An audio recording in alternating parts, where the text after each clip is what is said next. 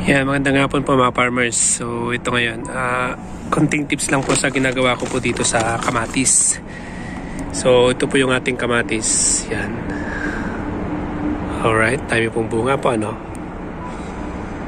So yan, ituturo ko po sa inyo kung paano po yung sakto lang po ano, yung karaniwan lang po na ginagawa ko dito para maparami po yung bunga po ng kamatis. So paano po natin naparami yan ng bunga po niya. Yan. So una po ito. Una po, ang ginawa ko po dito, dapat po alamin po natin yung soil po na ilalagay po natin. So dito, karaniwan po na soil lang po ito. Ngayon, sa ibabaw po niya, makita nyo po na parang ang dumi. Pero ito po ay dahon po ng ng mais.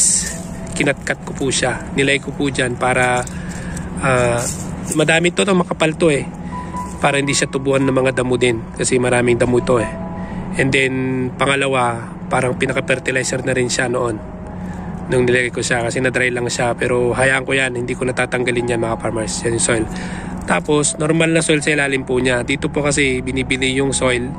And yung soil po nila, hindi naman sa pag normal na soil, medyo pangit yung niya, itsura, yung patikas-tikas po mga farmers.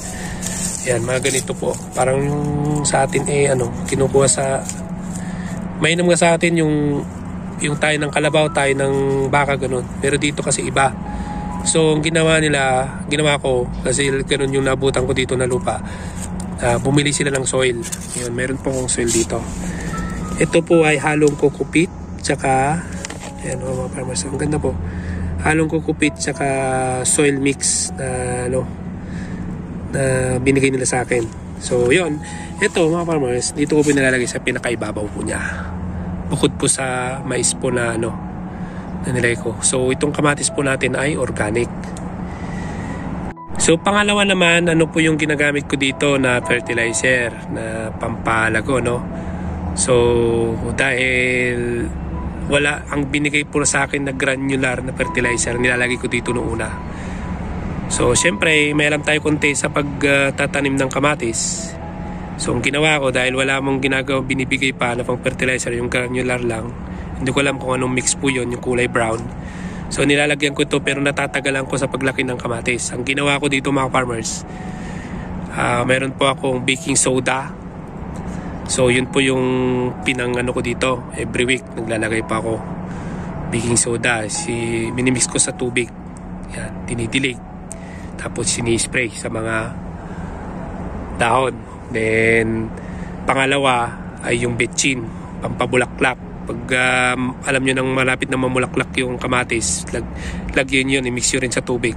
So yun yung ginagamit ko. Yung iba, alam mo yung pinaganuhan ng bigas, tag diyan, Ilocano, pinagarasawan yung kunada. Yun, dito mo ilalagay yun, bubuhos mo lang. Yan. Pero yun, hindi yun yung mga ginamit ko na organic. Bukod dito sa mais na nakalagay dito, napaka-green yan nung una kasi bagong cut na kamatis na mais, kinutol-putol ko. So yun yung organic na ginamit ko dito. Tapos sumunod na nung nakita na madami na yung bunga, kasi marami pang naunang tanim dito bukod dito sa kamatis. May nauna pang kamatis na hina-harvest kasi mahilig nga sa amo. Pero hindi ganito kalalaki. Mas maliit lang dito, konti yun. Ngayon, malalaki na. So, bumili siya ng fertilizer na. Pero, napabungan ako ng mga to. So, yung mga farmers, yung simple po ng pagpaparami ng bunga po ng kamatis. So, ito, nag-iisa lang po dito. Yan. So, review po natin ulit. Yung potting mix po natin. Dapat maganda po yan, mga farmers. Para hindi na kailangan ng maraming fertilizer nilalagay. Konti lang. Kahit mga organic lang ilagay nyo, okay na yun. So ito, lumaki po siyang organic mga farmers. So dami kong bunga. Ayan. So yan po, yung kunting share lang po natin dito sa kamatis. Paano maparami ang bunga po ng kamatis. So marami pa akong tanim dito mga farmers. Wala akong ginawa dito kundi mag-garden.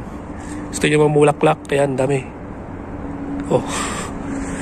Mga rose, mga orchids, ganun. Pero hindi pa tayo biyasa sa pag-garden pa, Lahat po pinapag-aralan ko dito. And wag na kayo magtaka na dito pa tinatanim pati ito. Makahiya, Sa mga post ko sa garden, ano ko, page ko, ito yung mga yun, mga farmers. Yan, tinatanim po nila. So yan, maraming salamat po, hanggang sa muli. Bye bye.